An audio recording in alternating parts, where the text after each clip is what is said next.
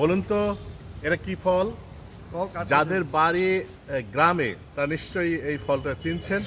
আমার ছোটবেলার এই ফল দেখে ছোটবেলার কথা মনে পড়ে গেল। আমরা গ্রামে এই ফল অনেক খেয়েছি। এই যে সকালবেলা হাঁটতে বের হয়ে দেখি এই ভ্যানে এই যে রফিক না, জি স্যার, মোহাম্মদ রফিক আর হলো মেহেদি, এরা দুইজন এটা বিক্রি করছে। তো এটা নিশ্চয়ই এতক্ষণে বুঝে গেছেন, এটাকে বলে হলো আঁশ ফল। এটা লিচুর মতো দেখতে, কিন্তু আসলে লিচু নয়। এই গাছটা হলো একদম লিচু গাছের মতো, কিন্তু কিন্তু ফলটা হলো গোল গোল, ভিতরে লিচুর মতো, খাইতে লিচুর মতো স্বাদ, কিন্তু বিচিটা একটু বড়, কিন্তু বেশ সুস্বাদু কিন্তু। তো এই ফল বিভিন্ন উপকারও রয়েছে, কিন্তু যে কোনো ফলের কোনো না কোনো উপকার আছে। এটা খেলে নাকি অবসাদ দূর হয়। কিন্তু আমি এটা কেন কিনবো?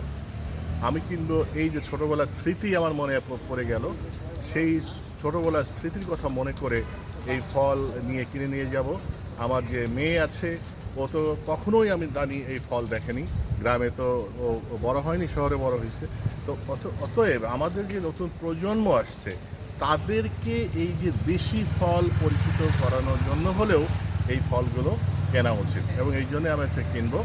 এ যে রফিক আর মেহেদি, এটা কেজি 300 টাকা চেয়েছে, 280 টাকায় রফা হয়েছে।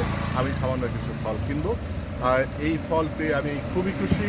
আপনারা যদি পারবেন, এমনি সবসময় পুষ্টিবিদেরা যে কথাটা বলে থাকে সেটা হলো যে মৌসুমি ফল, যে দেশে যখন যে এলাকায় যে ফল হয়, সেই ফল কোনো না কোনো কম করে হলেও খাওয়া উচিত, কারণ এই শরীরে অনেক উপকার হয়। আঁশফল, কেউ এটাকে চেনা ফলও বলে থাকে। আর কোনো নাম আছে?